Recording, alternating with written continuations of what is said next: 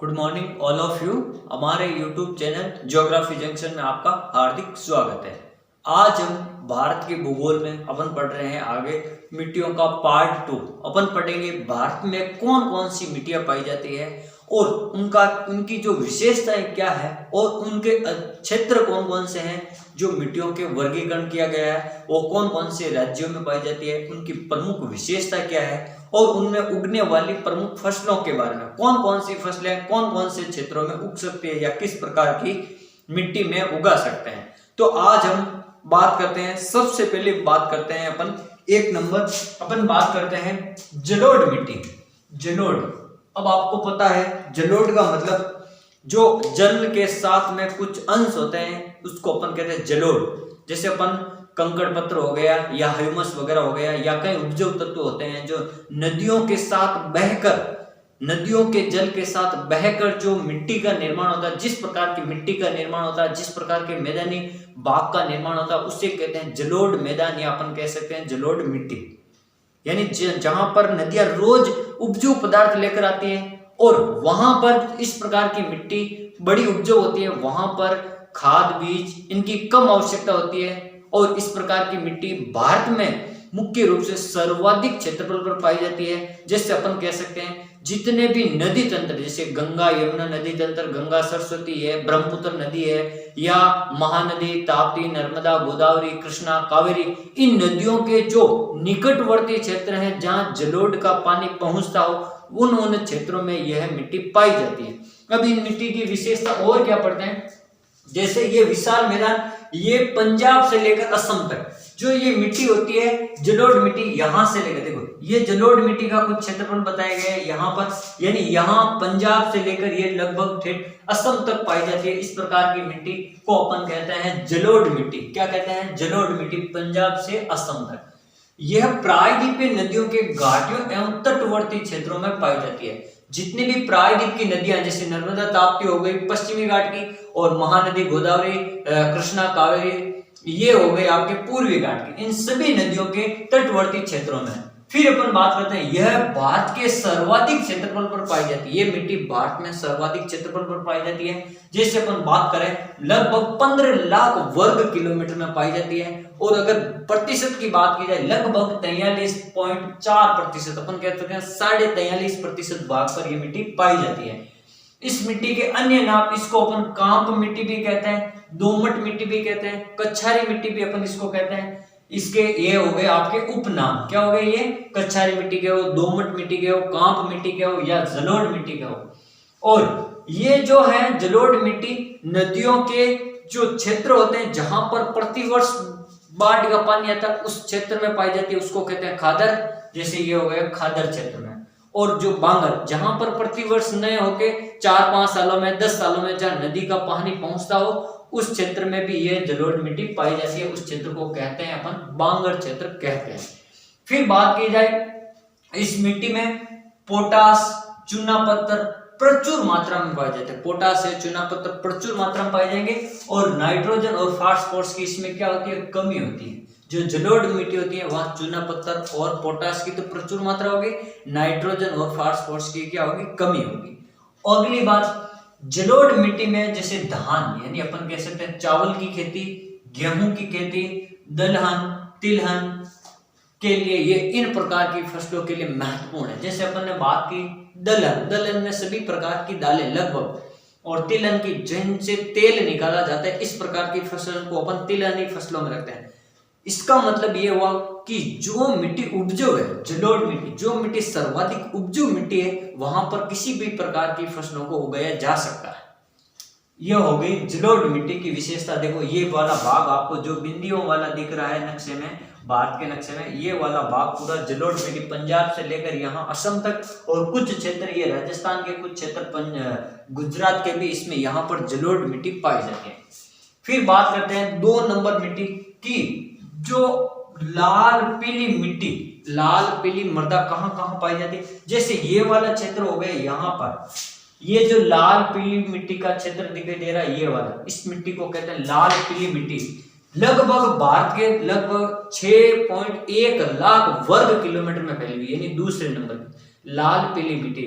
और प्रतिशत की बात की जाए तो लगभग 18.5%, 18.6% यानी 18.5% भाग पर यह जो लाल पीली मिट्टी है। जैसे देखो यहाँ तमिलनाडु का सर्वाधिक क्षेत्र आता है, तो तमिलनाडु में सर्वाधिक क्षेत्र, फिर कर्नाटक, फिर महाराष्ट्र, फिर आंध्र प्रदेश, फिर छत्तीसगढ़, फिर उड़ीसा, फिर झारखंड, फिर कुछ क्षेत्र यूपी व कुछ क्षेत्र राजस्थान के भी आते हैं। जैसे दक्षिण यूपी का क्षेत्रफल आप मान सकते हैं, और राजस्थान के भी कुछ क्षेत्रों में लाल पीली मिट्टी पाई जाती है। फिर बात की जाए इसकी विशेषताओं की, कि जो इसका रंग है लोहे ऑक्साइड के कारण इसका रंग लाल हो जाता है, और यहाँ पर जल की मात्रा अधिक होने के कारण इस मिट्टी का रंग पीला हो जाता है। इसलिए अपन इस मिट्टी को मिश्रित रूप से लाल पीली मिट्टी कहते हैं। यानी रंग लोहे ऑक्साइड की अधिकता के कारण लाल हो जाता है, और जल योजित होने के कारण इसका रंग पीला हो जाता है। फिर अपन बात करते हैं कि यह मिट्टी अत्यधिक निक्सालित मिट्टी कहलाती है। ये जो मिट्टी है अत्यधिक निक्सालित यानी मैंने आपको बताया था ब्लीचिंग प्रक्रिया की मिट्टी। यानी इस मिट्टी में जो लोहे ऑक्साइड के जो कण होते हैं वो तो ऊपर रह जाते हैं, और जो उपजाऊ पदार्थ होते हैं वो घुलकर जमीन के अंदर नीचे की परत में चले जाते हैं। तो उस प्रकार की जो प्रक्रिया होती है उसको अपन निक्सालन या अपन कहते हैं ब्लीचिंग प्रक्रिया। तो ये इस मिट्टी में सर्वाधिक होती है। फिर कहते हैं इसमें लोहे अंश, चूना, एल्यूमिनियम के अंश अधिक मात्रा में पाए जाते हैं, किंतु इसमें जीवाश्म कम पाए जाते हैं, क्योंकि यहाँ पर जीवाश्म, नाइट्रोजन और फास्फोरस का इसमें क्या पाया जाता है, अभाव पाया जाता है। लाल पीली मिट्टी में नाइट्रोजन है, फास्फोरस, जीवाश्म का अभाव पाया जाता है। इस मिट्टी में कौन सी फसलें हो सकती है? इस मिट्टी में सिंचाई के द्वारा अपन तंबाकू की खेती, बाजरा की खेती कर सकते हैं। ये जो लाल पीली मिट्टी है, यहाँ अपन कहते हैं आंध्र प्रदेश, तमिलनाडु, कर्नाटक, यहाँ पे कौन सा तंबाकू की खेती सर्वाधिक होती है, आंध्र प्रदेश वगैरह क्षेत्र में। तो ये जो लाल पीली मिट्टी है ये इस वाले क्षेत्र में पाई जाती है भारत के अधिकांश राज्यों में। फिर अपन बात करते हैं तीसरी प्रमुख मिट्टी, अपन बात करते हैं काली मिट्टी की। अब किसकी बात करते हैं? काली मिट्टी की। काली मिट्टी में अपन कह सकते हैं कि महाराष्ट्र, काली मिट्टी में महाराष्ट्र जो क्षेत्र आता है, जैसे ये वाला जो क्षेत्र है महाराष्ट्र। अब काली मिट्टी का निर्माण सबसे पहले अपन कह सकते हैं कि यह स्थानिक या क्षेत्रीय मिट्टी है। स्थानिक या क्षेत्रीय मिट्टी का मतलब ये उसी स्थान की मिट्टी है, क्योंकि वहां महाराष्ट्र की ही जो खदान या जो चट्टानें होती हैं उनके जो कार्बन अपन कह सकते हैं वहां पर ज्वालामुखी क्रिया के कारण जो लावा बाहर निकला है उसके कारण जो मिट्टी का निर्माण हुआ है उसको अपन कहते हैं काली मिट्टी। और इसको कहते हैं जैसे मालवा का पठार है, दक्कन का पठार है, या अपन कह सकते हैं राजस्थान के भी कुछ क्षेत्रों में इसका हिस्सा लगता है, हड़प क्षेत्र वगैरह में, तो अपन इसको कह सकते हैं जो काली मिट्टी है। जो महाराष्ट्र में इसको स्थानीय भाषा में रेगुर मिट्टी या रेगर मिट्टी भी कहते हैं, और इसको कपासी मिट्टी भी कहते हैं। कपासी मिट्टी इसलिए कहते हैं क्योंकि इसमें कपास की फसल के लिए ये सर्वोत्तम प्रकार की मिट्टी है, जहां पर कपास की फसल सर्वाधिक उत्पादन होता है, इसलिए इसको कपासी मिट्टी कहा गया है। और अंतरराष्ट्रीय स्तर पर इसको अपन चरनोजम मिट्टी अपन पढ़ते हैं। चरनोजम मिट्टी आपको कहीं अंतरराष्ट्रीय स्तर पर यानी विश्व स्तर पर जो मिट्टियों के प्रकार है वहां मिलेगा आपको चरनोजम प्रकार की मिट्टी। तो चरनोजम का मतलब भारत की जो काली मिट्टी है वही आपकी अंतरराष्ट्रीय स्तर पर क्या है, चरनोजम मिट्टी की विशेषता। यह लगभग 5.46 यानी 5.5 लाख वर्ग किलोमीटर में यह फैली हुई, भारत के कुल क्षेत्रफल के 5.5 लाख वर्ग किलोमीटर में। प्रतिशत की बात की जाए तो लगभग 16.6% यानी लगभग 16.5% भाग पर यह मिट्टी पाई जाती है। फिर अगर बात की जाए इसका विस्तार सर्वाधिक कहाँ है, या महाराष्ट्र वगैरह सर्वाधिक हो जाएगा आपका महाराष्ट्र, फिर पश्चिमी मध्य प्रदेश, फिर गुजरात, राजस्थान, आंध्र प्रदेश, कर्नाटक, तमिलनाडु, हड़ौती क्षेत्र, मालवा, दक्कन का लावा पठार। यानी जो ये महाराष्ट्र क्षेत्र, पश्चिमी मध्य प्रदेश हो गया, गुजरात हो गया, राजस्थान हो गया, फिर ये कर्नाटक वगैरह अपन इस प्रकार बात कर सकते हैं। ये सभी क्षेत्र यहाँ पर जहां ज्वालामुखी का प्रभाव है जिसके कारण यह काली मिट्टी का निर्माण हुआ। फिर बात करते हैं कि ये जो मिट्टी है स्थानीय और क्षेत्रीय मिट्टी है, और यह चीका युक्त यानी इस मिट्टी में चिकनाई भी है, यानी ये चीका युक्त मिट्टी है। इसमें लोहे अंश युक्त है, यानी लोहे की मात्रा भी है इसमें, और नाइट्रोजन, फास्फोरस और जैविक जो अपन कहते हैं जीवांश या ह्यूमस उनकी कमी है, उन तत्वों की क्या कमी है। और सर्वाधिक जल ग्रहण कर सकने वाली मिट्टी कौन सी है? काली मिट्टी है। एक बार पानी पिला दिया तो महीने भर पानी पिलाने की आवश्यकता नहीं है। जब इस मिट्टी में जब पानी पिलाने के बाद में ये सूखने के बाद में क्या है, इसमें दरारें पड़ जाती हैं और दरारें पड़ने के कारण इसको दूर से देखने पर आपको ये लगेगा ये स्वतः जुती हुई मिट्टी लग रही है, यानी जुती हुई मिट्टी नजर आएगी। इसलिए इस मिट्टी को कहते हैं स्वतः जुती हुई मिट्टी कहते हैं। सर्वाधिक आर्द्रता ग्रहण करने या नमी ग्रहण करने वाली मिट्टी होती है और इसमें कपास है, गन्ना है, तिलहन है, मूंगफली है, सोयाबीन है, ये सारी जो फसलें हैं इस काली मिट्टी में उगाई जाती है या काली मिट्टी इनके लिए उपयुक्त है और मुख्य रूप से कपास के लिए। फिर बात करते हैं अगला, जैसे अपन बात करते हैं 5 लवणीय या क्षारीय मिट्टी।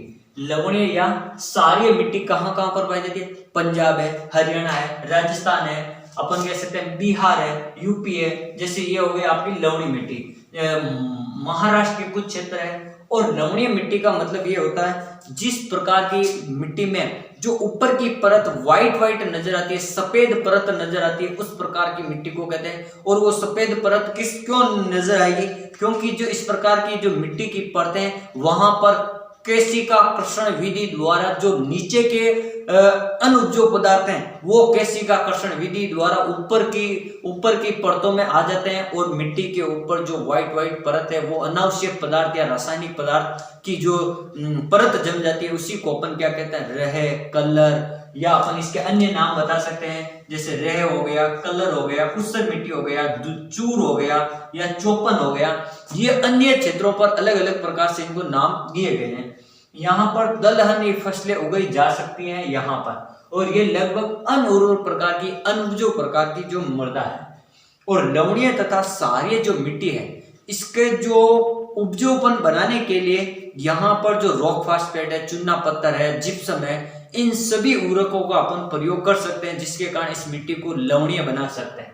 फिर बात करते हैं अपन 5 के बाद में 6 नंबर की मिट्टी अपन पढ़ते हैं कि जो 6 नंबर की मिट्टी है पीट एवं दलदली मृदा। पीट एवं दलदली का मतलब जैसे सुंदरवन के जो डेल्टा क्षेत्र है, गंगा नदी का जो दलदली क्षेत्र है, जो इधर पश्चिम बंगाल का क्षेत्र वहां पर, यानी सुंदरवन का जो डेल्टा क्षेत्र है दलदली क्षेत्र में ही पाया जाता है। मैग्रोव वनस्पति जहां अपन कह सकते हैं सुंदरी वन, सोनेरिटा है, फोनिक्स प्रकार के जो वन पाए जाते हैं वहां पर। तो जहां पर नम जलवायु पाई जाएगी, यानी जहां पर नमी की मात्रा होगी, दलदली क्षेत्र होगा, जहां ह्यूमस क्षेत्र होगा, यानी जो पेड़ पौधे, जीव जंतु, ये जो उनके जो सड़े गले पदार्थ होते हैं उनको अपन ह्यूमस कहते हैं, उनकी मात्रा अधिक होगी। जैसे अपन कह सकते हैं केरल, तमिलनाडु के आर्द्र क्षेत्रों में, और अपन कह सकते हैं जहां पर मैग्रोव क्षेत्र, सुंदरवन के डेल्टा क्षेत्र है वहां पर भी पाए जाते हैं। यहाँ पर जैविक पदार्थों के अंश अधिक मिलेंगे और नमक वगैरह की मात्रा भी यहाँ पर अधिक मिलेगी। और इनकी जो दशा है ये अवायवीय क्षेत्रों में, यानी पानी के अंदर ही ये प्रक्रिया होती है, दलदल के अंदर ही ये मिट्टी पाई जाती है, ये अपन कह सकते हैं दलदली वन। और इनकी जो प्रकृति होती है अम्लीय मिट्टी की प्रकृति, यानी प्रकृति मिट्टी की कैसी होती है? अम्लीय प्रकार की होती है, इसको अपन कहते हैं दलदली। ये हो गए 6 नंबर। फिर अपन बात करते हैं 3, 4, ये हो गए आपका 4 नंबर, ये हो गए आपका 5 नंबर। फिर अपन बात करते हैं 6 नंबर, 7 नंबर और ये 8 नंबर। तो अपन बात करते हैं 6 नंबर, यानी वन्य मिट्टी। वन्य मिट्टी को अपन क्या कह सकते हैं? पर्वतीय मिट्टी भी कह सकते हैं। जैसे यह पर्वतीय क्षेत्रों में जहां पर ऊंचे ऊंचे पर्वत हैं वहां पर इस मिट्टी का निर्माण होता है। जैसे, और इस मिट्टी में क्या होती है? परत पतली होती है मिट्टी की, क्योंकि पर्वतीय क्षेत्रों पर वर्षा होने से इस मिट्टी की परत या मिट्टी जो बह जाती है।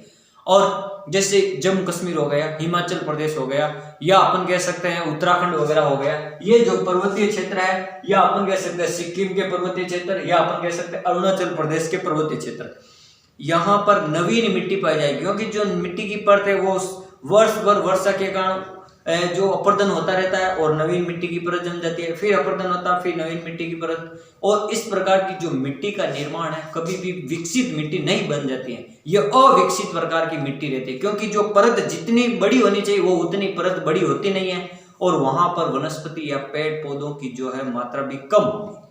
फिर अपन बात करते हैं, ये जैसे कश्मीर से लेकर अरुणाचल प्रदेश, यानी यहां से लेकर यहां तक इन क्षेत्रों में पाई जाती है। फिर अपन बात करते हैं इसकी जो प्रकृति होती है मिट्टी की, वो अम्लीय प्रकार की होती है। प्रकृति कैसी होती है? अम्लीय प्रकार की। यहाँ सेव वनस्पति जैसे नाशपाती जैसे, या अपन कह सकते हैं सूखे मेवे जैसे यहाँ पर पदार्थ पाए जाते हैं, जो फल फ्रूट पाए जाते हैं। फिर यहाँ पोटास, चूना, फास्फोरस, इन सभी का क्या होता है? अभाव होता है यहाँ पर वन्य मिट्टी को। और वन्य मिट्टी को अपन पर्वतीय मिट्टी कहते हैं। जहां पर पर्वतों के ऊंचे ऊंचे भाग पर जो मिट्टी पाई जाती है उसको अपन क्या कहते हैं? पर्वतीय मिट्टी कहते हैं। अब अपन पढ़ते हैं जैसे ये वाला क्षेत्र, ये वाला और ये वाला, जहां पर पी लिखा हुआ ये पर्वतीय मिट्टी को दर्शा रहा है। फिर अपन बात करते हैं कि जो मरुस्थलीय मिट्टी, शुष्क मिट्टी, ये अपन जैसे इस प्रकार राजस्थान का जो पश्चिमी हिस्सा है, या अपन कह सकते हैं पंजाब का दक्षिणी, हरियाणा का दक्षिणी, ये जो हिस्सा, कुछ गुजरात का हिस्सा, जो मरुस्थलीय क्षेत्र वाला हिस्सा है वहां पर, यानी अपन शुष्क मृदा को अपन कह सकते हैं मरुस्थलीय मिट्टी भी कह सकते हैं। जहां पर बजरी युक्त बड़े बड़े मिट्टी के कण होते हैं, उस प्रकार की मिट्टी जहां नमी धारण करने की क्षमता की कमी होती हो, या अनुपजाऊ प्रकार की मिट्टी होती हो, जहां पर वनस्पति का अभाव होता हो, या जो मिट्टी कृषि अयोग्य होती हो, यानी अपन कह सकते हैं जहां पर कृषि करने के लिए अधिक से अधिक खाद बीज की या रासायनिक उर्वरकों की आवश्यकता होती है इस मिट्टी में। ये सभी इस मिट्टी की विशेषता है मरुस्थलीय प्रकार की मिट्टी की। और ये मिट्टी राजस्थान, गुजरात, हरियाणा, पंजाब, इन राज्यों में पाई जाती है। और यहाँ पर मुख्य रूप से वर्षा ऋतु में मोटे अनाज जैसे बाजरी है, मूंग है, उड़द है, चौला है, ये जितने भी खरीफ की फसलें हैं यहाँ पर उगाई जा सकती है। और इस मिट्टी में नमी धारण करने की क्षमता सबसे कम होती है, ये भी आपको बात याद है। तो अपन ने इनकी विशेषता बता दी। मरुस्थलीय मिट्टी, मरुस्थलीय मिट्टी से तो आप सभी वाकिफ है, क्योंकि आप सभी राजस्थान के रहने वाले हैं। तो राजस्थान में जो पश्चिमी क्षेत्र है राजस्थान का, जिसमें बाड़मेर, बीकानेर, नागौर, जोधपुर, ये वाला क्षेत्र, ये सभी गंगानगर, इन क्षेत्रों में ये मिट्टी पाई जाती है। जैसे शेखावटी क्षेत्र भी हो गया कुछ। फिर बात करते हैं सबसे बाद में लेटराइट मिट्टी, यानी 8वीं मिट्टी है लेटराइट मिट्टी। लेटराइट मिट्टी को अपन बागानी कृषि के लिए भी उपयुक्त मिट्टी मान सकते हैं। ये भारत के लगभग 3.5% से अधिक भाग पर पाई जाती है। लगभग 3.7% क्षेत्रफल पर यह मिट्टी पाई जाती है। फिर इस मिट्टी में, ये मिट्टी जैसे केरल है, असम का भी कुछ क्षेत्र है, जैसे ये वाला क्षेत्र ब्लैक ये जो लेटराइट के लिए किया हुआ, ये भी लेटराइट के लिए किया हुआ, ये वाला क्षेत्र और ये वाला क्षेत्र भी जहां एल लिखा हुआ वो लेटराइट के लिए।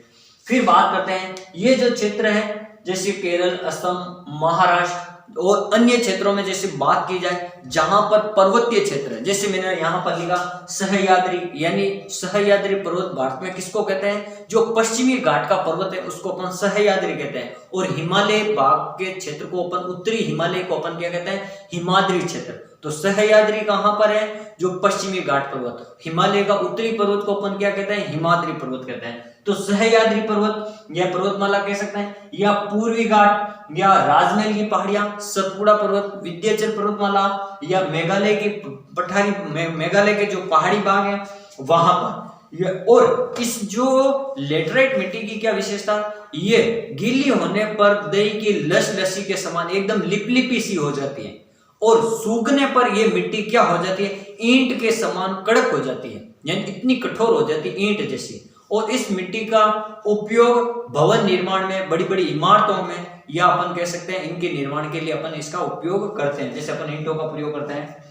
फिर अगली विशेषता, ये जो लेटराइट मिट्टी है यह है जहां पर अधिक वर्षा होगी, तापमान भी अधिक होगा, या उच्च क्षेत्र होंगे, वहां पर यह मिट्टी पाई जाएगी। यानी अपन कह सकते उष्णाद्र क्षेत्र है, जहां पर गर्मी भी होगी और आर्द्रता भी होगी, यानी वर्षा उच्च होगी, तो वहां वाले क्षेत्र में। और ये जो मिट्टी है अपसालित प्रकार की मिट्टी है, यानी अपर्दन होने वाली मिट्टी है। और यहाँ पर जैसे काजू है, अपन कह सकते हैं काजू की खेती, या रबड़ है, कहवा है, इस प्रकार की इस मिट्टी में जो कृषि की जाती है, यानी इसको अपन बागानी कृषि भी कह सकते हैं। जैसे रबड़ है, चाय है, या अपन कहवा है, इस प्रकार की जो कृषि की जाती है उसमें। तो आज हमने पढ़ा भारत की कुल 8 प्रकार की मिट्टियों की विशेषताओं के बारे में। और भारत के जो ये मैप के अनुसार मैंने आपको बताया, वापस एक बार बता देता हूँ, जो मुख्य भूमि, जो मुख्य प्रकार की मिट्टियां हैं, जैसे पर्वतीय मिट्टी का जो क्षेत्र पूछा जाए तो जितने भी पर्वतीय क्षेत्र है, जम्मू कश्मीर है, हिमाचल प्रदेश है, उत्तराखंड है, सिक्किम है, या अरुणाचल प्रदेश के पर्वतीय भाग जहाँ ऊंचे ऊंचे भागों में पाई जाती है, ठीक है, इसको वन्य मिट्टी भी कहते हैं। मरुस्थलीय मिट्टी राजस्थान के पश्चिम भाग में, जैसे गुजरात है, हरियाणा है, पंजाब है, या राजस्थान का पश्चिम है, ये सभी जिले शामिल, राज्य शामिल है। लेटराइट मिट्टी की बात की जाए तो पश्चिमी तट का कुछ क्षेत्र आएगा, फिर अपन बात करते हैं यहाँ पर मेघालय में, असम में और कुछ उड़ीसा के तट पर जहां पर लेटराइट मिट्टी पाई जाती है, जहां उच्च वर्षा अधिक तापमान होता हो वहां पर, और काजू और रबड़ कहवा के लिए उपयुक्त प्रकार की मिट्टी है, इसको बागानी मिट्टी भी कहते हैं। फिर अपन ने पढ़ी लवणीय और सारी मिट्टी, जहां पर लवण जहां पर दलदली के जैसी ही मिट्टी है, अनुपजाऊ प्रकार की मिट्टी पंजाब, हरियाणा, गुजरात, राजस्थान के कुछ क्षेत्र भी आते हैं इसमें। और इस मिट्टी का यह अनुपजाऊ प्रकार की मिट्टी है, इसको रेह कलर या केशिकाकर्षण विधि का इसमें इसके द्वारा यह अनुपजाऊ प्रकार की मिट्टी की व्हाइट परत पाई जाती है मिट्टी के ऊपरी परत पर। फिर अपन बात करते हैं पीट एवं दलदली क्षेत्र। तो भारत में मुख्य रूप से पीट एवं दलदली क्षेत्र, जैसे अपन सुंदरवन के डेल्टा क्षेत्र की बात की जाए पश्चिम बंगाल में, अगर वहां उसको अपन मैंग्रोव वनस्पति कहते हैं, जो दलदली में होती है। ये अवायुवीय, जहां पर वायु नहीं पहुंचती है दलदल में और ये जल की मात्रा अधिक होती है वहां पर होती है। फिर जलोढ़ मिट्टी की बात की जाए तो जो नदी क्षेत्र होते हैं, जितने भी गंगा नदी, ब्रह्मपुत्र, सिंधु, ये जितने भी नदी क्षेत्र है, या अपन कह सकते हैं नर्मदा, ताप्ती, या अपन कह सकते हैं जो पूर्वी घाट की महानदी है, गोदावरी, कृष्णा, कावेरी, पेंगई है, वेगई है, इन नदियों के जो तटवर्ती क्षेत्र हैं वहां पर इस प्रकार की मिट्टी, जलोढ़ मिट्टी, जो उपजाऊ मिट्टी होती है, ये सर्वाधिक उपजाऊ, भारत के सर्वाधिक क्षेत्रफल फैली मिट्टी। और फिर अपन बात करते हैं लाल पीली मिट्टी की। लाल पीली मिट्टी राजस्थान भारत में दूसरे नंबर की सर्वाधिक मिट्टी है। जैसे ये क्षेत्र बता रखा, पश्चिमी घाट में सबसे ज्यादा कर्नाटक, तमिलनाडु, आंध्र, उड़ीसा, ये वाले जो क्षेत्र आते हैं, यहाँ पर अपन कह सकते हैं लाल पीली मिट्टी है, जो सर्वाधिक निक्षालित होने वाली मिट्टी है। और यह लोहे के अंश के कारण लाल हो जाती है और जल अधिक होने के कारण ये पीली हो जाती है। इस प्रकार इसको अपन लाल पीली मिट्टी भी कहते हैं। फिर अपन बात करते हैं काली मिट्टी। काली मिट्टी अपन पढ़ते हैं सर्वाधिक उपजाऊ मिट्टी है, इसको रेगुर मिट्टी, काम मिट्टी, डोमट मिट्टी के नाम से भी जानते हैं। नहीं, इसको अपन काली मिट्टी को कपासी मिट्टी और रेगुर मिट्टी के नाम से भी जानते हैं। और इसको अंतरराष्ट्रीय स्तर पर चरनोजम इस मिट्टी का भी नाम है। और ये स्वतः जुती हुई मिट्टी कहलाती है। नमी धारण करने की क्षमता अधिक वाली मिट्टी है। यानी ये सारी जो विशेषताएं आपको एक एक मिट्टियों की अलग अलग प्रकार से मैंने आपको विस्तृत रूप से बता दी। अगर हमारा वीडियो पसंद आया तो आप इसे लाइक, शेयर और कमेंट जरूर करें, और अधिक से अधिक इसे शेयर करें अपने दोस्तों या अपने फ्रेंड लोगों को, ताकि प्रत्येक स्टूडेंट को ये वीडियो मिल सके, वो भी इसका लाभ उठा सके। Thank you.